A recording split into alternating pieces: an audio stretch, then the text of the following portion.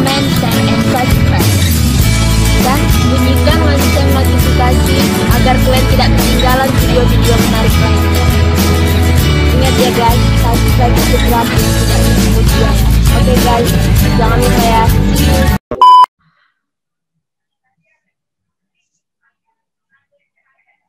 Selamat sore semua. Perkenalkan, nama saya Mandasi Hombing.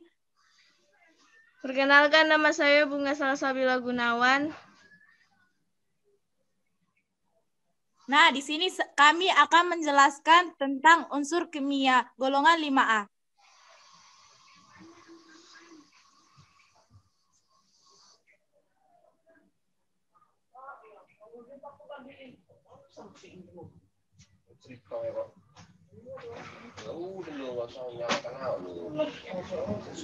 Saya akan menjelaskan apa itu unsur kimia golongan 5A.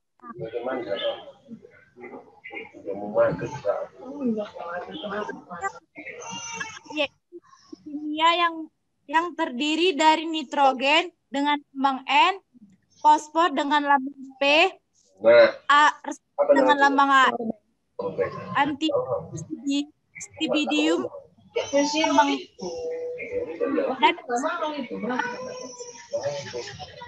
keseluruhan unsur golongan 5A merupakan unsur non-logam kecuali arsen dan stibidium atau semi logam dan bismut prinsip logam. Nah, saya akan menjelaskan tentang nitrogen. Kita bisa melihatnya di slide. Nitrogen adalah unsur kimia berupa gas yang tidak berwarna, berbau, tidak. Udah. Ya udah mama lah.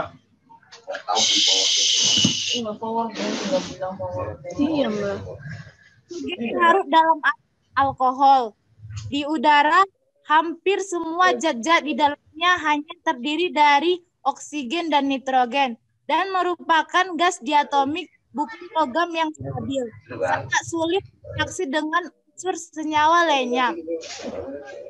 Terjadi terutama di udara.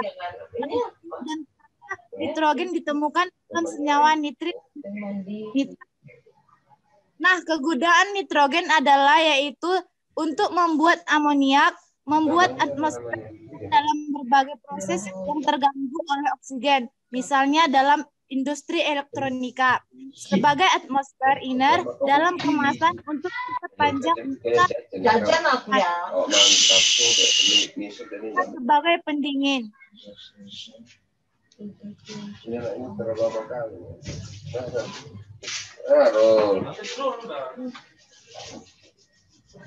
Ada oneng. Oneng siapa meneng? Si oneng. Apa? Oneng. Oke, kita melanjutkan saat mengenai fosfor. Ini ada tulisan oneng. Temukan fosfat anorganik dan dalam semua sel hidup, tetapi tidak pernah ditemui dalam unsur bebasnya. Membentuk padatan putih yang lengket yang memiliki bau yang tapi ketika murni tidak berwarna dan transparan. Nah, kegunaan fosfor yaitu dibuat sebagai pembuatan pangan ternak, sebagai pembuatan pestisida, sebagai fertilasi, fosfor digunakan untuk dalam penerapan seperti buat api lainnya. Kenapa nggak punya nggak bawa? Jual. Kalau jual pun nggak apa-apa punya. Oh, dia tuh ada Di rumah itu untuk kerja atau kerja lagi. kenapa nggak mau bawa? Ya, entah aku bawa kemarin supaya aku kan tahu. Saya kemarin Ada. Ini pasti rawat. Hitam dan abu-abu. Di alam biasanya arsen terdapat dalam bentuk mineral pada kerak bumi. Arsen ini metaloid yang berfase padat dan mempunyai sangat mengikat. Arsen juga memiliki arsen kuning, arsen hitam, semuanya tidak lebih stabil Iya, dibandingkan mereka. dengan Mana yang lebih ya? bahan arsen Karbon. pengerasan tembaga Tahu nggak? tahan Iya, besi pembentukan logam. Industri pengapit untuk melapis perunggu, industri cat, keramik, gelas, dan kertas dinding. Nah, selanjutnya akan dijelaskan teman saya yaitu Bunga Salsabila.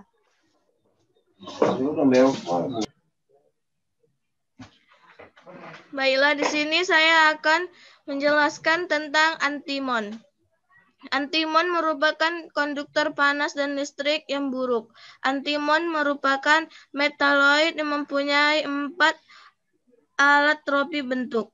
Adapun kegunaan antimon yaitu digunakan di teknologi semikonduktor untuk membuat detektor inframerah, diode, dan peralatan hal efek. Ia dapat meningkatkan kekerasan dan kekuatan timbal, baterai logam, anti friksi, senjata ringan, dan peluru penjejak, pembungkus kabel, dan produk-produk minor lainnya, menggunakan sebagian besar antimoni yang diproduksi. Selanjutnya, bismut. Bismut adalah logam dengan kristal trivalen. Ini memiliki sifat kimia mirip dengan arsen dan antimon. Dari semua jenis logam, unsur ini paling bersifat diamagnetik dan merupakan unsur kedua setelah raksa yang memiliki konduktivitas thermal terendah. Adapun kegunaan bismut yaitu dalam bidang kosmetik, bidang obat-obatan, magnet permanen yang kuat bisa dibuat dari campuran bismanol. Bismut digunakan dalam produksi besi lunak. Bismut telah digunakan dalam penyolderan.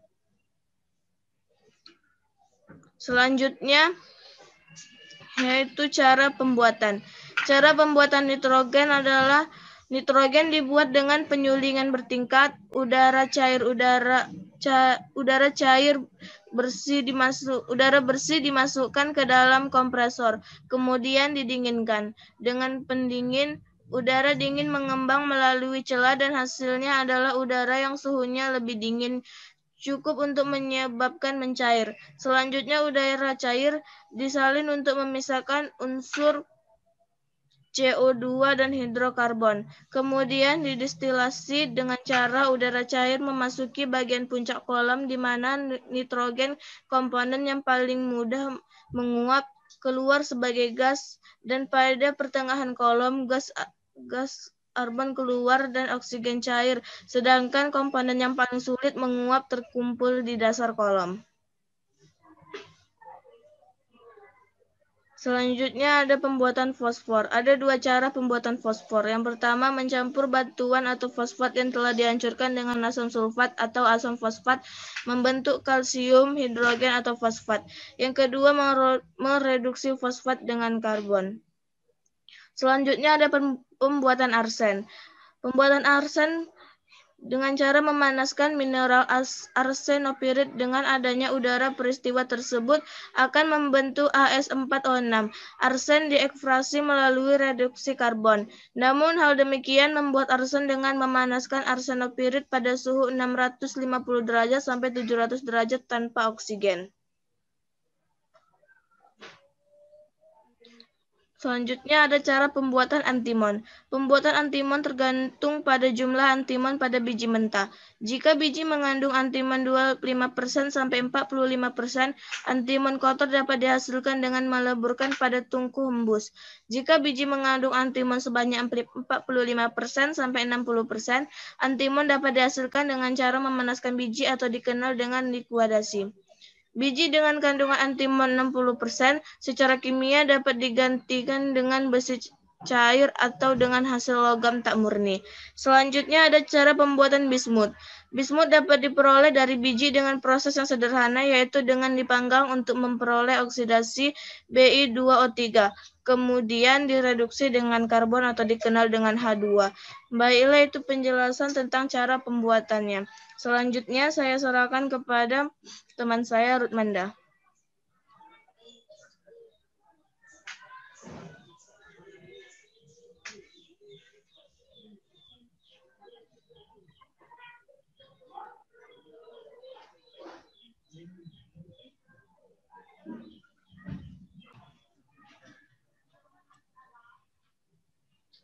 Oke, di sini saya juga akan menjelaskan mengenai kelimpahan unsur di alam. Nah, nitrogen mengisi 78,08% atmosfer bumi atau udara. Sangat sedikit sebagai NH3 dan HNO3. Terdapat banyak jaringan hidup. Fosfor. Kelimpahannya di kulit bumi yaitu 0,1%. Fosfor terdapat 1% dari berat badan. Sebagai bantuan fosfat, apatit, misalnya mineral fluorapatrit, yaitu Ca3PO4, 3F, dan Ca5PO3, C3OH. Yang ketiga yaitu arsen. Arsen kelimpahannya mineral sulfide, misalnya Ilgal atau AS4S4, orpimen atau AS2O3, arsenopirit atau PeAS5. Yang keempat yaitu antimon. Antimon kelimpahannya yaitu mineral sulfide, misalnya stibnite atau Sb2S3, dan ulmanit atau NiSb5, serta sejumlah kecil logam Sb. Yang terakhir yaitu bismut. Kelimpahannya yaitu mineral sulfide dan oksida, misalnya bismit atau Bi2O3O, bismutimid atau Bi2S3, atau bismutit atau Bi2CO3. Oke, selanjutnya saya serahkan kepada Bunga Salsabila. Baiklah, itu tadi penjelasan kami tentang unsur 5A. Sekian dari kami, terima kasih.